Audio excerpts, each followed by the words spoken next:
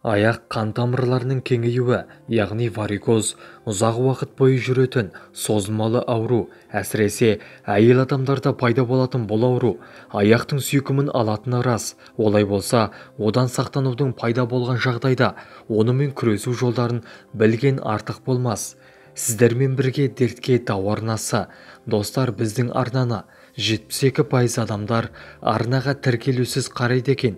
Егерде сіз осы видеоны көріп отырсаңыз, арнаға тіркеліп, қолдау білдіріп, лайк басып, қоңыраушаны баса кетіңіз. Сіздің оп-оңай, болмашы ғана әрекетіңіз бізді шабыттандырады. Аяқ тамырларының клапаны әлсіреп, тамыры кеңейіп кетуі сізде варикоз деген сөз. Енді оның пайда болу себептері мен белгілері, емдеу тәсілдері қандай?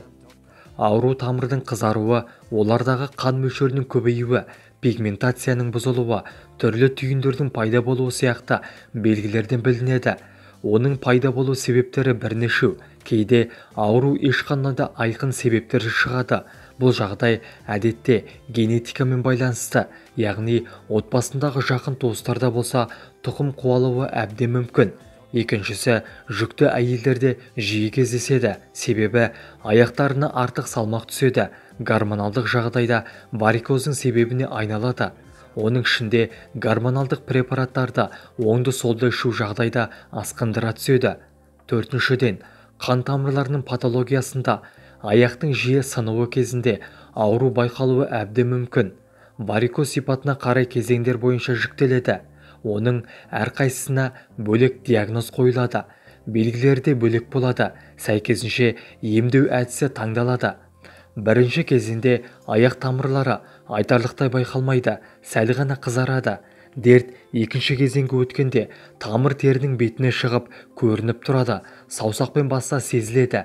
Түйіндер пайда болуы мүмкін және тамыр маңайы қара қошқылдана түседі. Үшінші кезеңде варикозды тамырлар арта түседі, теріңіз қорғап, бозғылт тартады және ісінеді. Төртінші, ең қиын кезең аяқтың тері астындағы тамырларының қабыну процестері, трофикалық жаралар. Оларды емдеу қиын. Бұл уақытта инфекция мен тромбофилейдің аурулары қосылады.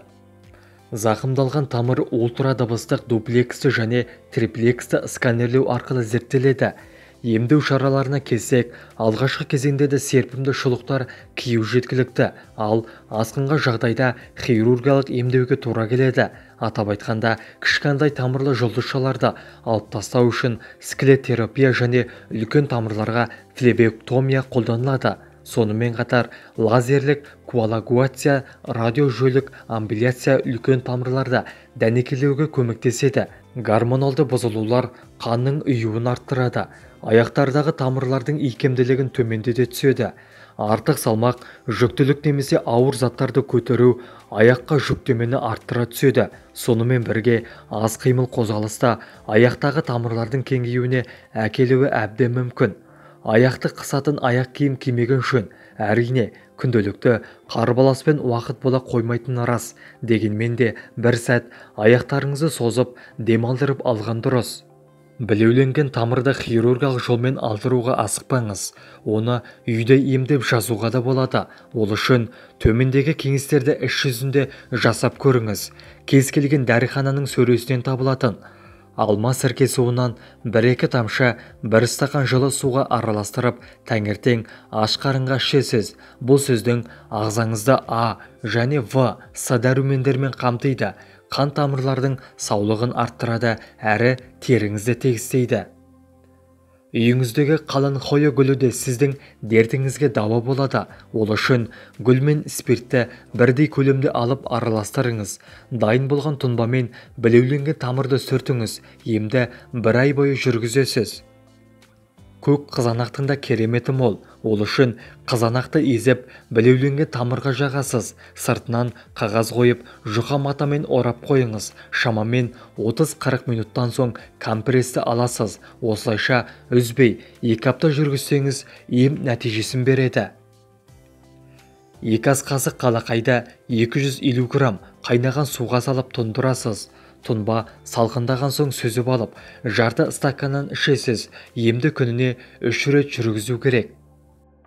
3 дана алманы 1 литр қайнаған суға салып тұндырып қойыңыз. Шамамен 4 сағаттан соң алманы езіп ботқа жасайсыз. Оған бал араластырып, таңертең және кешке ішке қабылдайсыз.